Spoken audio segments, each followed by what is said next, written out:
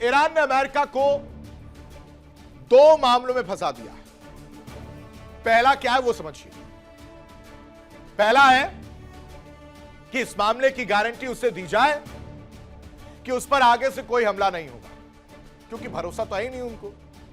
Trump साहब की बातों पर उनकी करनी और कथनी में क्या डिफरेंस रहता है ये छिपा नहीं, और इसी वजह से ये मामले की गारंटी जो है मांगे जा रही है कि हमला नहीं किया जाएगा। इस बीच आपको बड़ी खबर बता देते हैं, इजराइल पर हिजबुल्लाह का एक बार फिर से बड़ा हमला जो है देखने को मिल रहा है। इस वक्त ये बड़ी खबर आपको बता रहे हैं, इजराइल पर हिजबुल्लाह का फिर से हमला देखने को मिला है। लंबी दूरी वाली मिसाइलों से तेल अवीव पर हमला किया गया है। ये बड़ी खबर आपको बता रहे हैं, हिजबुल्लाह ने 7 मिसाइलों से हमला किया है। ये इस वक्त की बड़ी खबर आपको बता रहे हैं, इजराइल ने सभी मिसाइलों को इंटरसेप्ट किया है।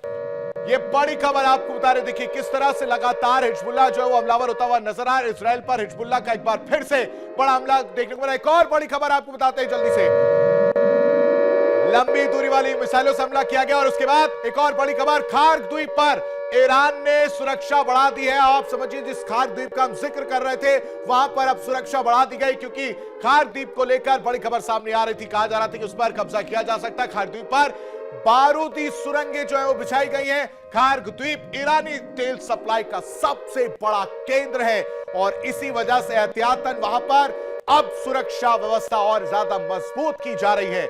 ईरान ने नए एयर डिफेंस सिस्टम भी बढ़ा दिए ताकि वहां पर किसी तरह से अटैक जो अगर हो तो उन्हें इंटरसेप्ट किया जा सके। तो ये बड़ी खबर है। अब आप समझिए कि एक तरफ इजराइल पर हिजबुल्लाह का हमला जो है वो देखने को मिल रहा है और लंबी दूरी वाली मिसाइलों से तेल अवीव पर हमला किया गया है। 7 मिसाइलों से हमले की बात आ रही है, जिसमें इजराइल ने सभी मिसाइलों को एक तरफ इंटरसेप्ट कर लिया।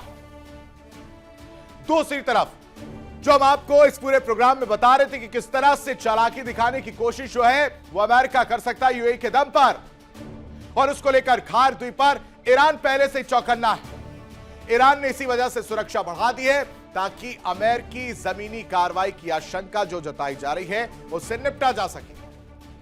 और इसको लेकर खार्क द्वीप पर बारूदी सुरंगें बिछाई गई हैं ताकि जो तेल सप्लाई का बड़ा केंद्र है ईरान का, उस पर नुकसान ना हो।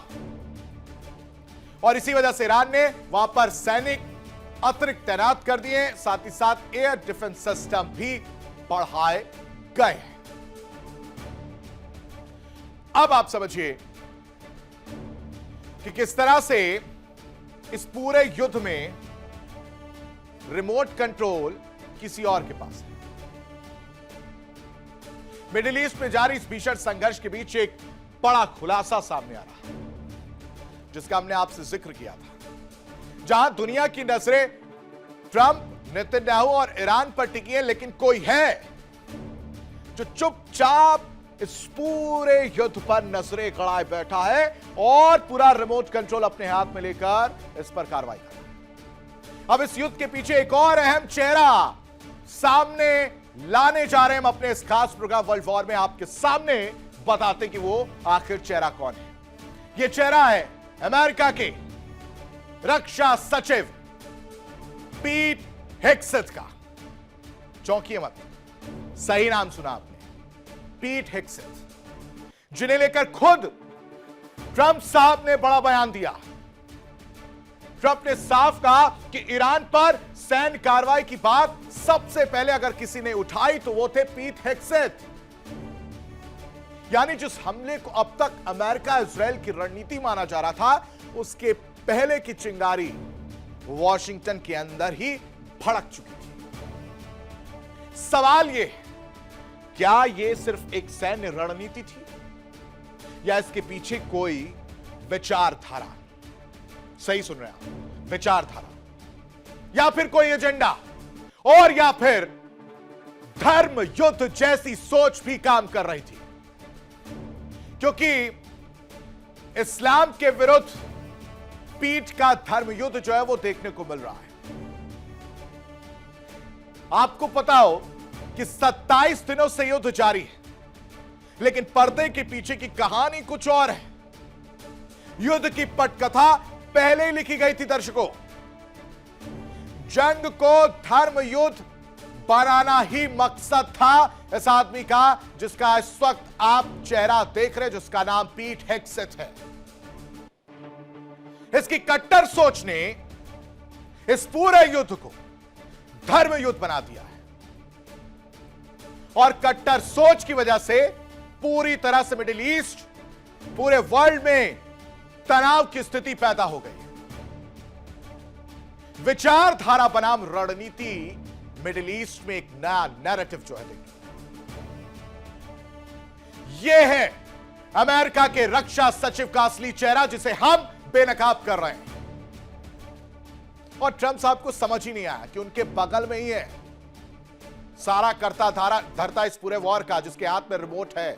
आप उसके रिमोट पर काम करते हुए नजर आ रहे हैं। ट्रंप साहब, आप एक मोहरे की तरह इस जंग में नजर आ रहे हैं। आप ही के बगल में ये बैठा है पीट हेग्सेथ। किस तरह से पीट हेग्सेथ ने ये पूरी कहानी रची और क्यों हम कह रहे हैं कि यह धर्म युद्ध है, इस रिपोर्ट में देखिए।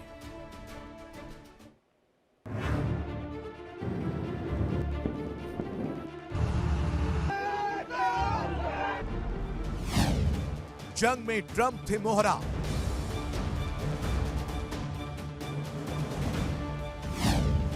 पीट है असली चेहरा। मिडिल ईस्ट में बीते 27 दिनों से जंग जारी है। अमेरिका और इजराइल ने संयुक्त रूप से मिलकर 28 फरवरी को ईरान पर हमला किया और यह हमला तेहरान समेत कई जगहों पर किया गया। लेकिन इसका मेन मुद्दा यह था कि ईरान के पास किसी भी हाल में परमाणु हथियार नहीं हो सकता। अभी तक के रिपोर्ट के मुताबिक अमेरिका और ट्रंप को नेतन्याहू ने हमले के लिए मनाया, लेकिन पर्दे के पीछे कुछ और भी कहानी है जिससे दुनिया अनजान है।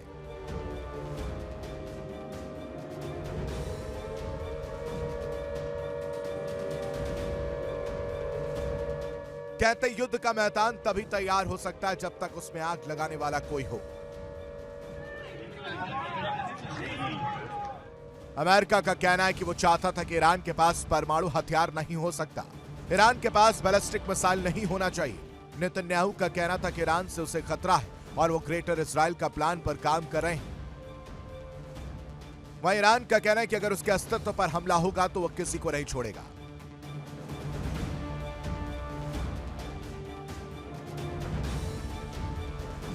लेकिन जंग के बारे में तो आपको सभी ने बताया होगा, लेकिन आज आपको हम एक किरदार से रूबरू कराएंगे जिसने मिडिल ईस्ट की जंग को धर्म युद्ध बना दिया।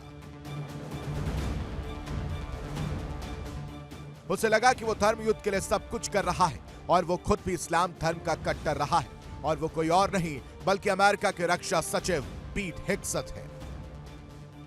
अमेरिका ईरान युद्ध के बीच राष्ट्रपति ट्रंप ने सैन्य हमले का मुख्य श्रेय रक्षा सचिव पीट हेग्सेथ को दे दिया। एक कार्यक्रम के दौरान ट्रंप ने पीट हेग्सेथ की ओर इशारा करते हुए कहा, पीट ईरान पर कार्रवाई करने के लिए बोलने वाले पहले व्यक्ति थे। चलिए आपको एक बयान भी सुनवाते हैं। Name the Islamist enemy, whether they are Sunni or Shia, because this is a Shia regime, Sunni or Shia, and Iran's been willing to harbor them. Bureau Report, India Daily. देखिए इंडिया डेली 24/7 अब आपकी smart TV पर। India daily मौजूद है सभी digital platform पर live और लगातार। इंडिया डेली 24/7 हर दिन राष्ट्र को समर्पित।